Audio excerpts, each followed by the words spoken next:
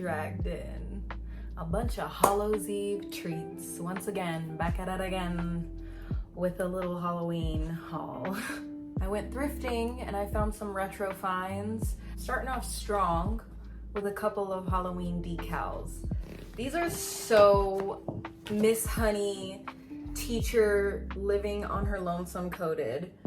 I just think these are so beautiful. This one right here is a stack of jack-o'-lanterns, and there's a little frog with a wizard's hat that's just hanging out on top of them, and they're just having a jolly good time. On this front side, it's this really cool felt material, and then on the other side, it's just plain cardstock paper. So it looks like I just removed this perforated paper from around the jack-o'-lantern, and then I can just hang these up on the wall. My plan is to put them in the windows. I love how bright and orange they are too. Drawing to my next window decal. They're paper cutouts, but they totally look very 90s inspired. This cutout is too darling. It's a ghost flying out of a jack-o'-lantern head with a bunch of treats in its little jack-o'-lantern pail. Oh my gosh, this is so good. The detail in this is awesome. I love all the candy that's falling out of the pail. The ghost is holding this ginormous lollipop. I love the texture, it's really cool. The ghost is just hanging out in the night sky. There's a crescent moon.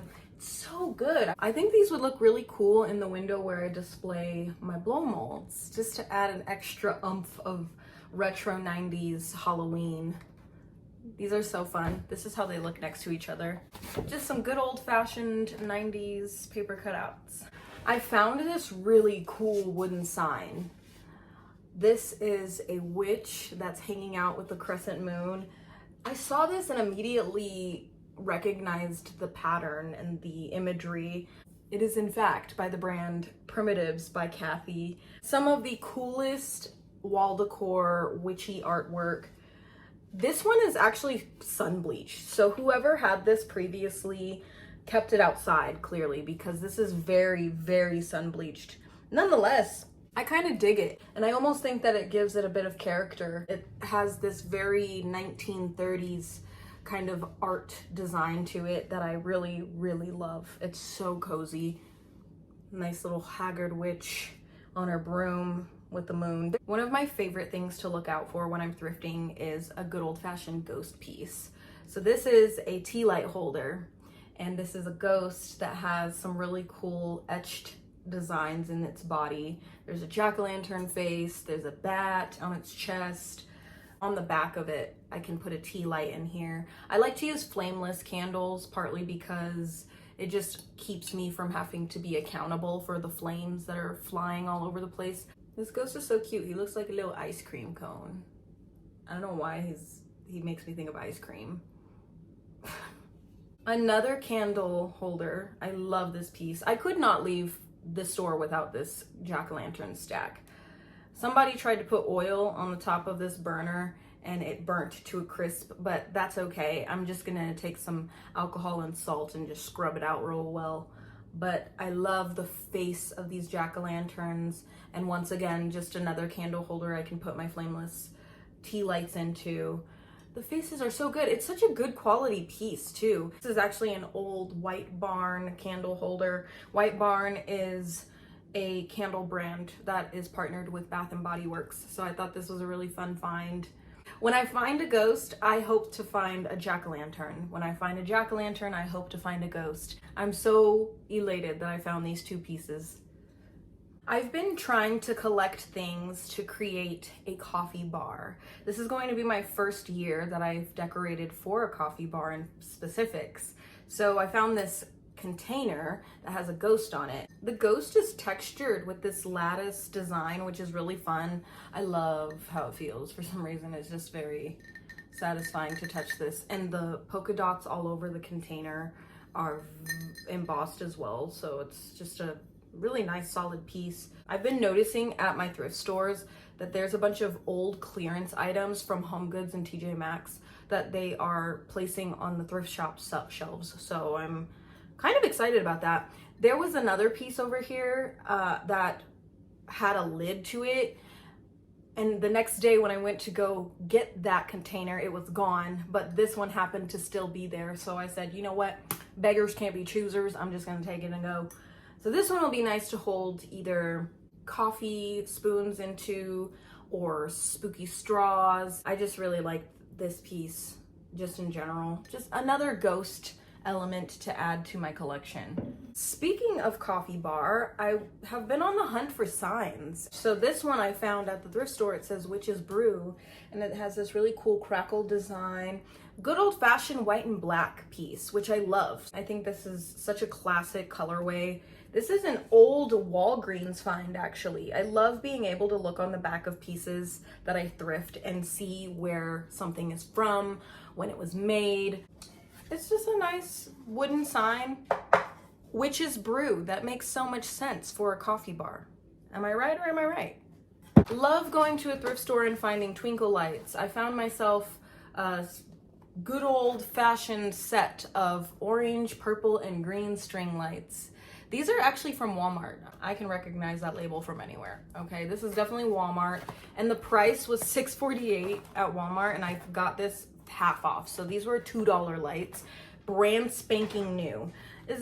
That's what I mean. Like thrifting, how could you hate it? How could you hate on it? It's one thing to buy things brand spanking new. It's very fun. It's a very different energy than actually finding items that are new for an incredible deal. But that's the hunter in me, and I'm hunting and gathering for Halloween. Look how beautiful these lights are, though. Just a beautiful bouquet of string lights. I don't even know where these are gonna go, to be honest. I just saw them and I said, half off in my cart. Throw it in there, just throw it in the bag. I went a little crazy with pumpkin pails, partly because I'm doing a bit of a social experiment with my pumpkin pails where I'm comparing vintage versus new age pumpkin pails. So the first pumpkin I found was this really awesome jack-o'-lantern. I love the face. I looked on the bottom of it and it says General Foam Plastics, which is actually the same brand as Empire Blow Molds. Just a little Halloween geeking out for a moment. General Foam Plastics is a very popular blow mold company that was once Empire Blow Molds, which would be the creator of this particular pumpkin pail. That was a very 80s, early 90s brand, and then they eventually were bought out by General Foam. And so Empire, General Foam, two different pumpkin pails, but still the same kind of energy. I knew immediately that this was an Empire Blow Molds find because of the metal hardware of this strap. This is built to last, in my opinion. The little metal brackets to keep the strap in place is incredible. I love the color of this one. So by far, and look how good quality it is. You can tell someone did not put this outside. Good for them, good for them. I would be silly to be an enthusiast of Halloween and leave it. So this one's really beautiful too. I love the General Foam Plastics too. The face is very retro to me. His protruding cheeks and eyebrows and the silly teeth and the eyes. I love jack-o'-lanterns with all different kinds of faces. This is another pumpkin pail that I picked up because it also is General Foam Plastics. However, I think this is a newer version. I haven't Google Lensed it just yet, but I am pretty sure that this is one that's sold currently. You can totally tell the difference between the vintage version versus the newer version. I love it. I love the way that certain things were made and created. I was holding a good luck charm this specific thrifting day because I found yet another wall blow mold. I cannot believe I found another wall blow mold. Only because when I found that first one, I thought that was a dime a dozen. And I went online to look for another one because I was so excited about it that I said, let me just see how much they are online. People are selling these for a pretty penny. And so I said, well, I'm good with one. And then the day that I walked into the Goodwill, out of all places, the Goodwill, I saw this sitting on the shelf. I almost fell out of my seat, okay? My pants flew off into the sky and jumped over the moon. It's definitely a different paint job than the other wall blow mold that I found. However, they have the same face.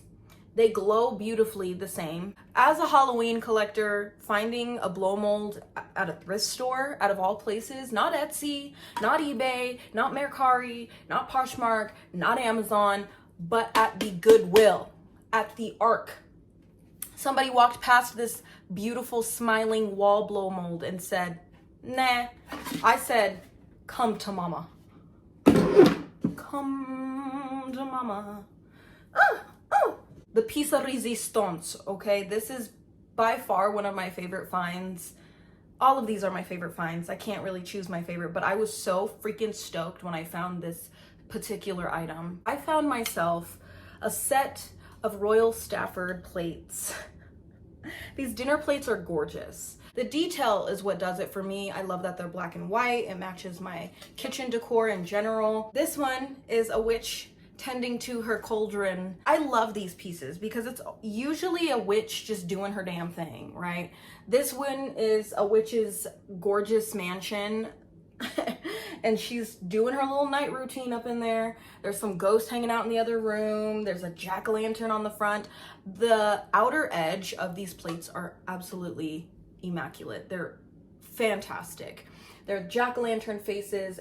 And yes, indeed, I have already started displaying these, as I should, in the kitchen. Yeah, because these are just too pretty to hide away in the cabinet. They're just way too pretty. These two are the same design, the witch tending to her brew in her cauldron.